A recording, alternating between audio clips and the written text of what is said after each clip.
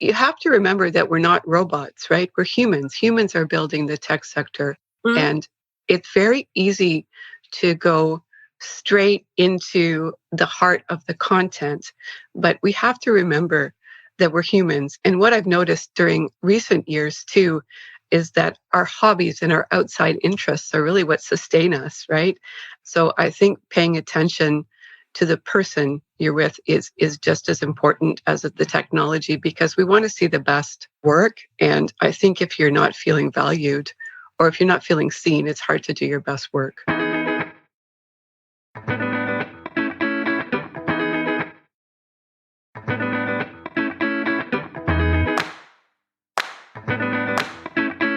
Welcome to the Knowledgebase Ninjas Podcast, where Gowri Ramkumar of Document 360 finds the best SaaS self-service knowledge bases in the world and then interviews their creators. Let's get started with today's episode. Good day, everyone. Our guest today is Tina Klein Walsh, Senior Manager at BlackBerry QNX Software Systems. Welcome, Tina, to the Knowledgebase Ninjas Podcast. How are you doing today? I'm great. It is so nice to be here, Gowri. Thanks for having me. Fantastic, Tina. So please help us understand a little bit more about yourself and also how did you initially got into documentation? Okay, so I've been in the field for a very long time, and I started as a student in mathematics and engineering. It was a joint program.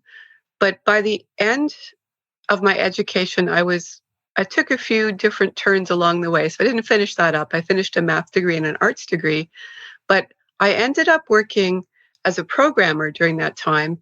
And I got a lot of compliments on my comments. My comments were always very detailed in my code. And then towards the end of my education, I was picked up to teach C programming. There was an emerging need. This was a really long time ago. It was in the 80s, so not a lot of people knew about it. And then the training course needed better documentation. And then I just got pulled in as a writer and really never looked back.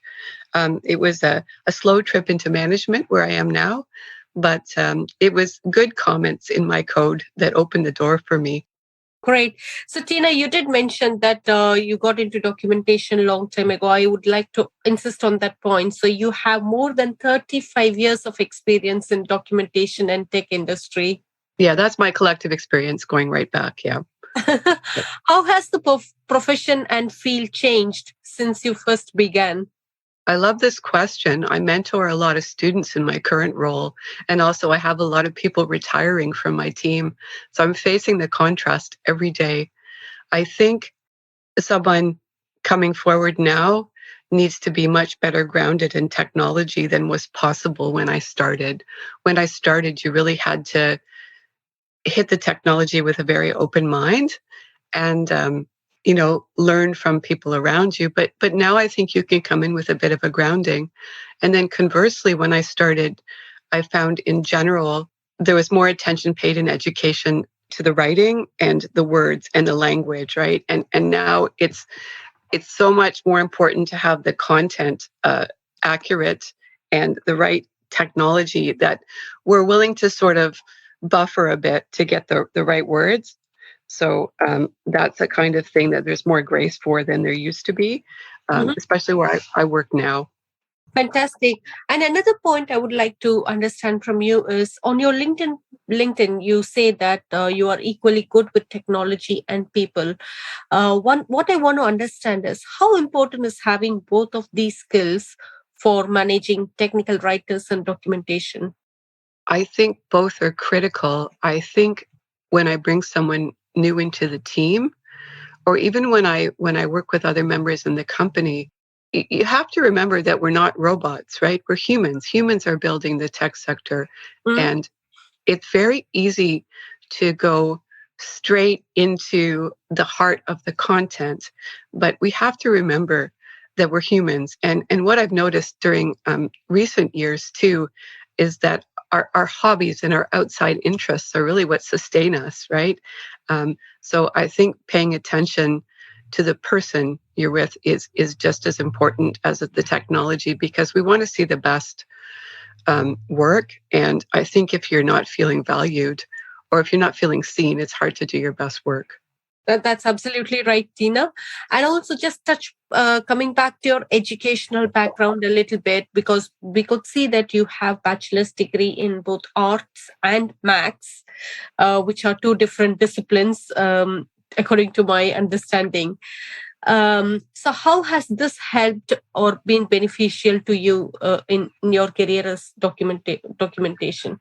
So the math degree has been really a critical thing. I did a lot of writing at the peak of my career in security and cryptography, and having a fundamental understanding of the math that was beneath it really helped to build my credibility with the people I had to talk to. And it really helped me look for the right questions. What does someone interacting with it need to know? When I went on to the degree in it's more of a liberal arts degree, I took a lot of courses in art history and some in communication. And what I found early in my writing career is that this idea of being able to look at a painting and see how all the components of the painting contribute to the greater good, that was a skill that mapped directly into documenting a user interface, right? It was surprising how clear that line was to me. And then the communications courses, I didn't really think a lot about that, but I would say 3 or 4 years ago, I read a book by Steve Martin that talked about the importance of improvisation in scientific and technical communication. And then I really got back to my communications courses and I started taking them as a hobby. And that took me to a very unexpected place. And I became a stand-up comic for a while. And I was on stage at Yuck Yucks before the pandemic started. Nice. But that's very, very helpful as management. It's an engineering role. Like you would not even imagine how helpful that is, because we're funny. We're all funny. We're very funny people, right? Nice. So I think that's brilliant to hear different dynamics of yours coming out, Tina. Let's talk a little bit about your current role. So what's your documentation process at BlackBerry QNX, and who is normally involved in such processes? Okay, so I'd be happy to talk to that. So BlackBerry is the parent company, and there are lots of little documentation pockets within the company. And I noticed you interviewed Marco at one of our other teams, so I was really glad to see that. But within my team, we're responsible for a lot of reference documentation, API documentation. So the QNX toolkits are used by engineers building tools for other engineers. So it's kind of you're sort of built in as a subject matter expert, because we're engineers writing for engineers a lot of the time. But this technology, we often start with sometimes there are notes on wiki pages, but we often start by talking to people, interviewing engineers who are building new features. And once we have a draft in place, we have what we call a review board, which is, I think it's pretty standard in the industry to put your changes up for review. And then it gives anyone who's interested a chance to give you critical feedback on your content. And typically we need at least one go ahead, what we call a ship it, from the engineer who's responsible for the new technology. But usually you get 3 or 4 voices weighing in on how you could improve the content. So the review is probably the most important part of our process. And then we have a verification step that just confirms that the change got to where it needed to be, so it could be released. But this review is probably the heart of it. Great. And a little bit about your documentation workflow, the entire flow of where it starts and before it goes to public. Oh, sure. So we start in XML files. We write in XML, and then we have a sort of a homegrown documentation tool chain that's it's Oxygen, and we use Data. That's where we're a Data shop, but we use an old Data. And then we take an ant command and we run some transforms so that we get PDF files, we get HTML files, which get distributed through our website as web help. And then we also get Eclipse plugins, because we deliver an Eclipse-like IDE for our developers. So we have 3 formats that come out of the XML files. And so we are still adhering to projects and project dates. So we have a release cycle, and we work with a release manager and a project manager to get our changes to the outside world. But one thing that I really like that happened where we are is our bread and butter product, which is the software development platform, It's broken up into a number of components. And when they introduced a software center for automatic patch releases, they decided that documentation would be a software component. So I'm allowed to trigger a release of just documentation when I feel it merits it. So I don't necessarily have to couple with software. So if there are enough defects that have come in, or if we want to introduce some new samples or something, I can call up a project manager and trigger a release of new content. So I call this docs as software. It's not docs as code, but I spoke about it one time at our local Write the Docs chapter, and to have this power to trigger a release is a wonderful thing. And our product managers have referred to our documentation as a key differentiator when they sell our product. That's very true, Tina. And these days, equal importance is given to documentation, just like development and the QA processes. Absolutely true. Yeah, it's a real partnership, these three. And I find more and more too, like project managers have a hand, like they're a fourth hand, and then product managers really drive, right? They're the source of our requirements. So it's a big, I like geometry, so it's not a triangle anymore, but I still read math. I like geometry. Okay, sorry, that's a way off topic from your question. Sorry. I was thinking about geometry. Sorry. Okay. Yep.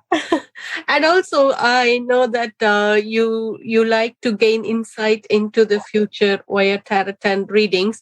So, what do you predict for the future of documentation and technical writers' career path?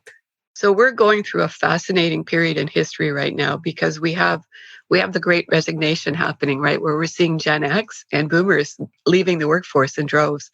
And I believe this is opening the door for young people and new writers. And I believe that next year we're looking at, the year 2000 babies are going to hit the workforce when the door is swinging wide open for them. I'm very excited about this. I have a child this age, but I'm very excited about it. I think the energy that this group brings, they were born into a world where the internet was just getting turned on. So I think right now, what we're going to see is a lot of pairing of old and new, right? There's no middle ground. There are people leaving or people arriving, and there's not a whole lot in between. So I think the opportunity to coach and mentor and to learn is phenomenal for everybody. Like, I'm going to learn so much from the students coming in. Really nice to see the positive aspect of the current situation, Tina. So, and a little bit on your reporting for the documentation. Sure. So I'm an engineering manager. That's my role. And I report to, I was reporting to the VP of engineering, but he's moved on. So now I'm reporting to a director. They made 3 directors out of one because the other guy was pretty powerful. So I'm a senior manager in a management chain, but my peers are managers of engineering. And I go to a weekly engineering managers meeting.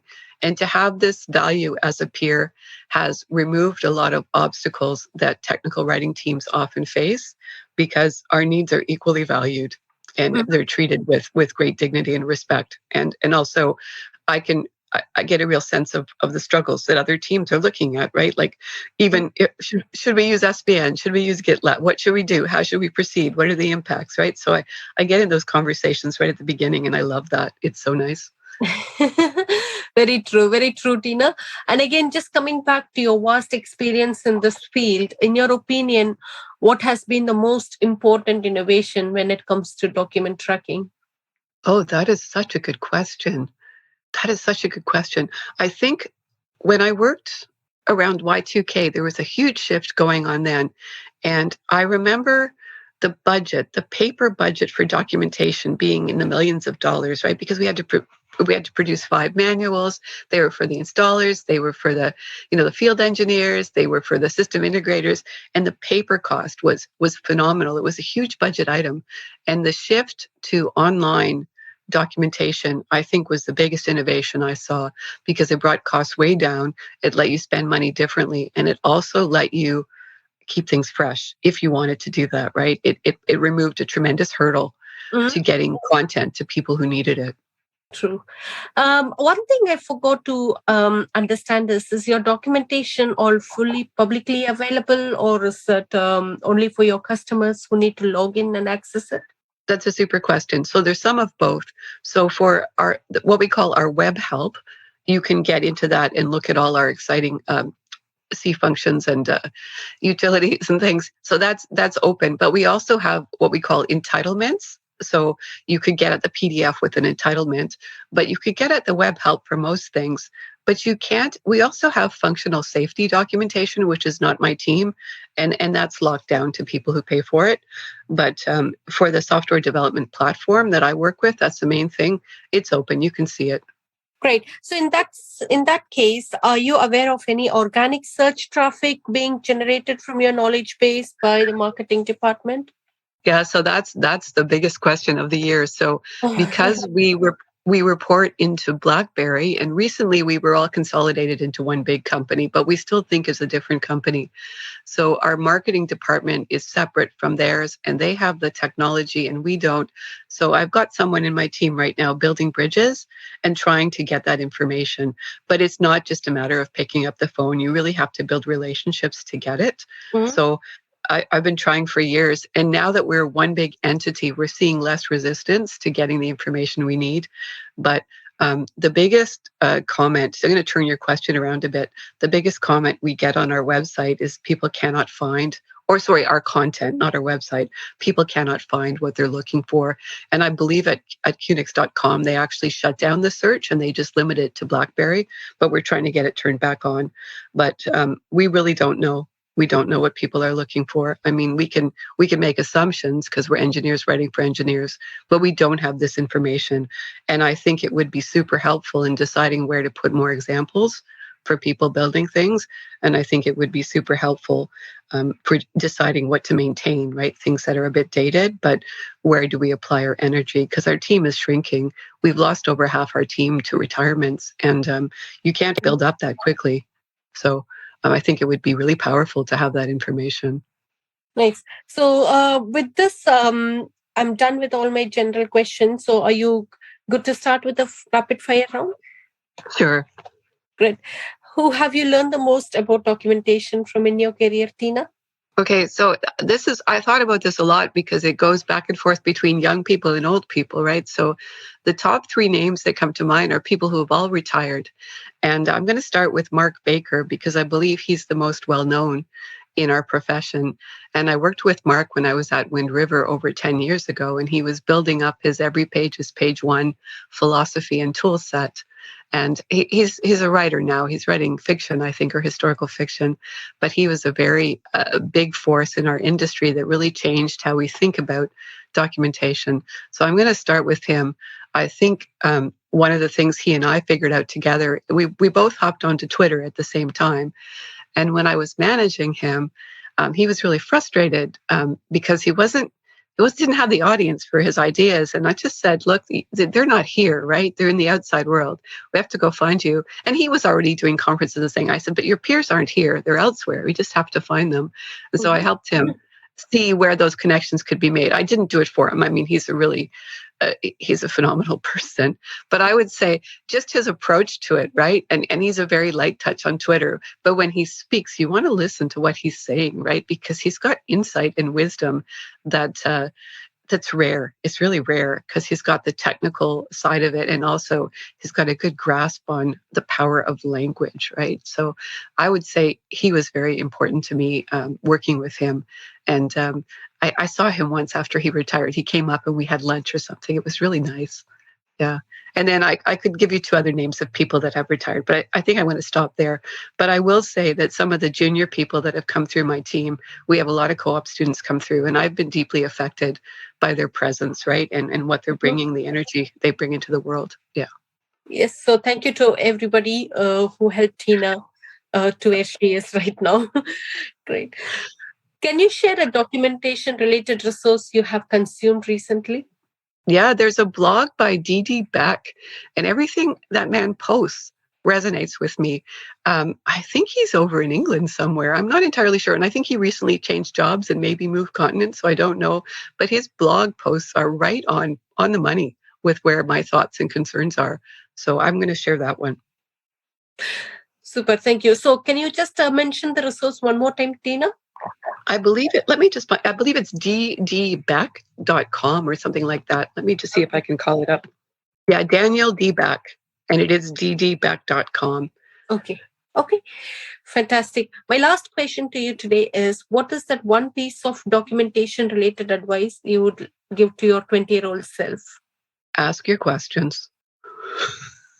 I'm very curious, but I held back so many questions.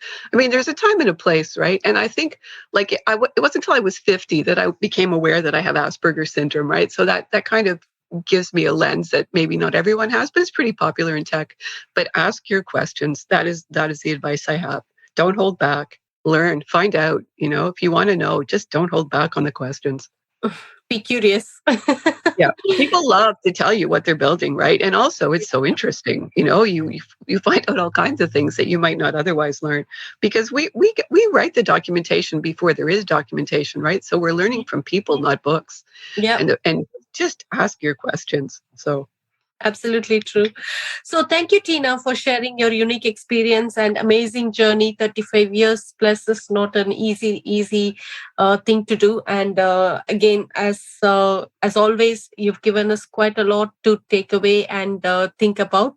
So appreciate all the time you've spent with us today in this podcast. And anything that I missed to ask you today, please feel free to add. I just want to thank you for sparking my joy here. This has really been great, Gowri. Thank you. Great. Thank you, Tina. Have a good day. Bye.